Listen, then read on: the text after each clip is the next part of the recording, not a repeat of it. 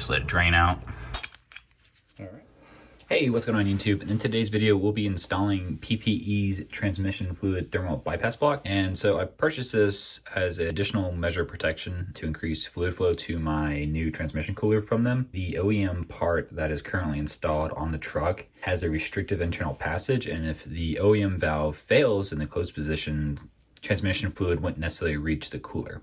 So with the PPE bypass valve, this will eliminate that restrictive mechanism, and thus maximizing fluid flow to and from the transmission cooler.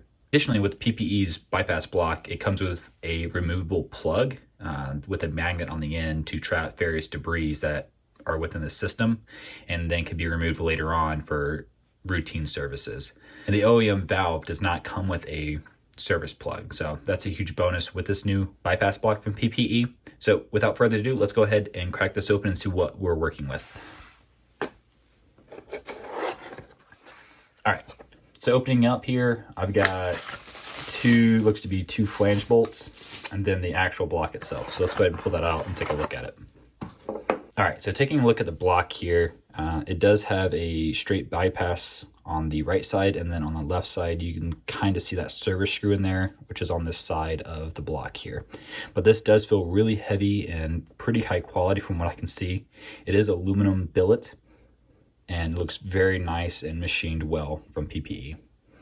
So let's go ahead and jump over to the truck. So after crawling underneath the truck here, I'm on the passenger side next to the OEM oil filter, and I've located the OEM trans valve. So according to the instructions, what we're gonna do first is make sure the engine is turned off and cool, which I've already done. It's not necessary, but I've jacked the truck up so I can get underneath a lot easier. For this install, you're going to want to make sure that you have a catch can underneath because it's likely to have transmission fluid that's going to drip down onto the floor. So make sure you guys have a drip pan and then wear some type of eye pro because this could spill down and then into your eyes. So just make sure you guys take the proper precautions. So for step one, we're going to locate the transmission side of the OEM trans valve, which is going to be this side of the block. We're going to remove this nut right here and then use a catch can for the possible fluid spill once we do that. So these transmission lines should come free once we remove this bolt here.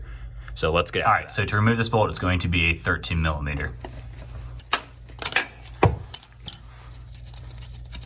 Super loose actually. So just break it free and then back it off. All right, set that in a spot where you're not gonna lose it. And then now we're gonna pull out the block here. All right, there she leaks. Just let it drain out.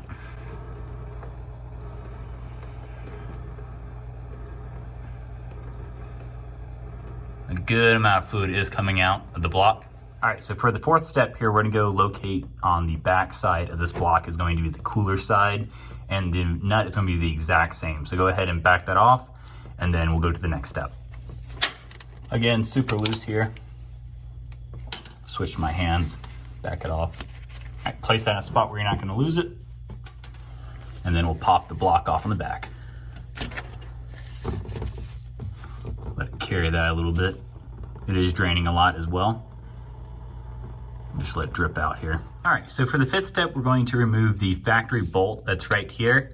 And that's gonna be a 10 mil on the front, and then there's also a bolt on the back you wanna kind of lock in place with a wrench. So just we're gonna unscrew this and we'll go to the next step.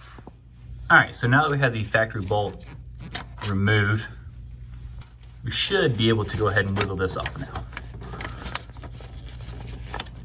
Much easier with two hands, so I'm gonna go ahead and put my camera. So we got the factory valve removed here, and to do that, all you have to do is go ahead and pull back on these lines, and it'll just slide right out. So a pretty easy removal here. So now that the factory valve is removed, I'm going to take time and going to clean the seals around each of the transmission lines here. So there's 4 seals. So I'm gonna wipe these down real quick, and then we'll get the PPE block installed. So for the orientation, it's gonna be in this position, and you're gonna reuse the factory retaining bolt, which will mount to this clip here. So let's go ahead and get that installed. All right, so one thing to take note when you're mounting this is you see that little indent here. It's going to clip in right here on the bracket. So you wanna go ahead and thread your bolt through, and then you'll hook it into the bracket right here. Now that I have the block loosely fitted in here, we're going to use the supplied M8 bolts here and attach the blocks to the PPE valve here. All right, so now that we have everything loosely fitted into the PPE valve, we're going to tighten down the supplied bolts, which are going to be 12 millimeters. All right, so now that we have both the retaining bolt for the transmission side and the cooler side tightened down, we're gonna switch down to the service plug down here, and it's gonna be a 10 millimeter, and we're gonna tighten that down to 18 foot-pounds. I would like to add that it is challenging to reach this service plug with a torque wrench, or at least the one that I have on hand because of this cross member.